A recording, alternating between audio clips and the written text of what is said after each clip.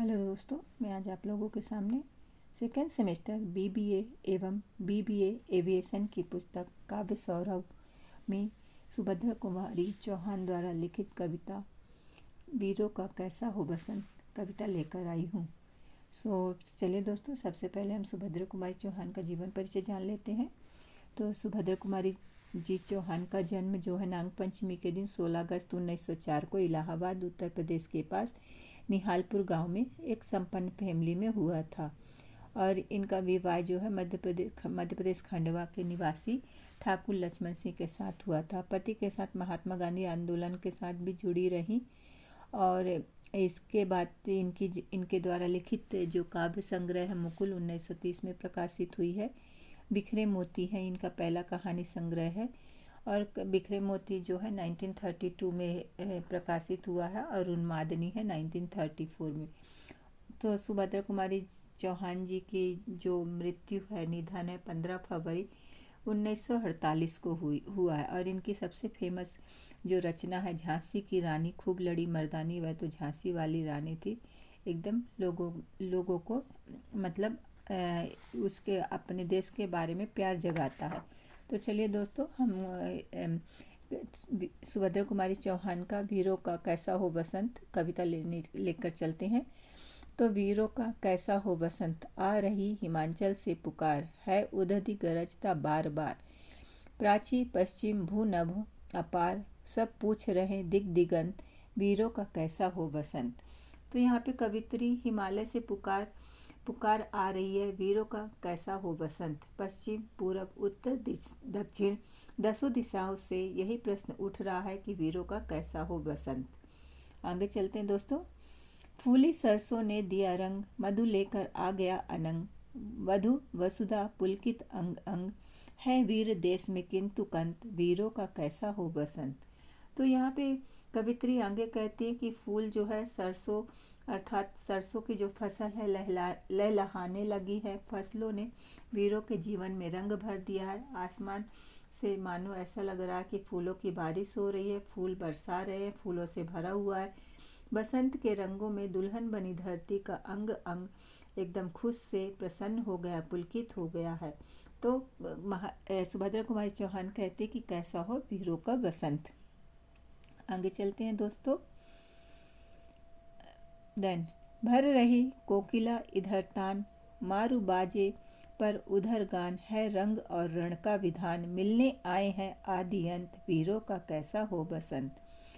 तीसरे स्टेंजा में कवित्री कहते हैं कि वीरों के जीवन में बसंत तब आएगा जब वे शांति से खुशियां बना पाएंगे, अन्यथा उनका बसंत युद्ध में ही बीत जाएगा। बसंत में कोयल कूकती है, युद्ध में नगाड़े बजते हैं। वीर जब युद्ध में उतरते हैं तो आदि और अनंत जीवन और मृत्यु को हथेली पर लेकर जाते हैं। जीत मिलेगी या जीवन मिलेगा या पराजय मिलेगी तो मृत्यु होगी। इसलिए कवित्री वीरों से पूछती है कि आपका बसंत कैसा होगा।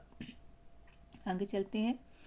गल बाहें हो या हो कृपाण, चल चितवन हो या धनुष बाण, हो रस विलास या दलित त्राण, अब यही समस्या है दुरंत, वीरों का कैसा हो बसंत। कवित्री आगे कहती है कि एक और वीर अस्त्र शस्त्र से सुसज्जित लगते हैं, सजे धजे हैं, तो एक और प्रीतम के बाहों के हार में देखते हैं। इस तरह वह पूछती है कि वीर अस्त्र शस्त्र को सुने या प्रियतम के बाहों के हार को सुने या अपने प्रियतमा को चुने, धनुष संभाले या प्रीतम के नयनों का बाण संभाले, वह विलासिता में ही जीवन जिए या युद्ध का चुनाव करे, यही समस्या है। तो यहाँ पे जो कवित्री है महादेवी सुभद्रा कुमारी चौहान, वो पूछती हैं कि वीरों का कैसा होगा बसंत। कह दे अतीत अब मौन त्याग, लंके तुझमें क्यों लगी आग, ये कुरुक्षेत्र अब जाग जाग बतला अपने अनुभव अनंत, वीरों का कैसा हो बसंत।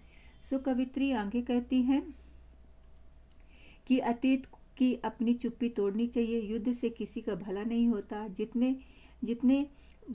जीतने वाला भी हारने वाला दोनों ही खाली हाथ रह जाते हैं। लंका में आग क्यों लगी, इस पर विचार करना चाहिए। अनंत अनुभवी को बताकर युद्ध को रोकना चाहिए, क्योंकि युद्ध अगर होता है तो किसी को भी फायदा नहीं होता। दोनों ही, चाहे जीतने वाला हो चाहे हारने वाला हो, दोनों को ही नुकसान उठाना पड़ता है। आगे चलते हैं दोस्तों। हल्दी घाटी के शिलाखंड ये दुर्ग सिंहगढ़ के प्रचंड राणा तानाकर का कर घमंड दो जगह आज स्मृतियां ज्वलंत वीरों का कैसा हो बसंत। तो यहाँ पे कवित्री आगे कहते हैं कि युद्धों में मिसाल बने हल्दी घाटी और सिंहगढ़ के किलों का आवाहन किया जाए और महाराणा प्रताप सिंह को बुलाया जाए ताकि नौजवान में वीर रस पैदा कर दे, जिससे कि वो अपनी स्मृतियों को जो महाराणा प्रताप की स्मृतियां हैं उनको याद करे और उसमें एक जोश भर दे। इस तरह से सुभद्रा कुमारी चौहान वीरों में जोश भरने को कहती हैं। भूषण अथवा कवि चंद नहीं, बिजली भर दे वह छंद नहीं, है कलम बंधी स्वच्छंद नहीं, फिर हमें बतावे कौन है हंत वीरों का कैसा हो बसंत। सो आखिरी स्टेंजा में कवित्री कहती है, कवित्री को बहुत दुख होता है। वो दुख प्रकट करते हुए कहती हैं कि आज भूषण और चंद जैसे कवि नहीं रहे को छंदों में वो जान डाल सके। आज के कवि स्वच्छंद नहीं है बल्कि अंग्रेज शासकों के गुलाम है, इसलिए खुलकर अपने विचार अभिव्यक्त नहीं कर पाते हैं। फिर हमको बताएगा कि वीरों का बसंत कैसा हो। तो यहाँ पे कवित्री मतलब बता रही हैं कि जो कविताएं लिखने वाले कवि भी होते हैं वो भी आजकल स्वतंत्र नहीं है, क्योंकि अंग्रेजी शासन होने के कारण उनको भी जो लिखना है तो अंग्रेजों के हिसाब से ही लिखना है। तो इस प्रकार से कवित्री हैं वीरों के बसंत के बारे में बता रही हैं। तो दोस्तों कविता कैसी लगी कमेंट्स करिए, सब्सक्राइब करिए, लाइक करिए। धन्यवाद।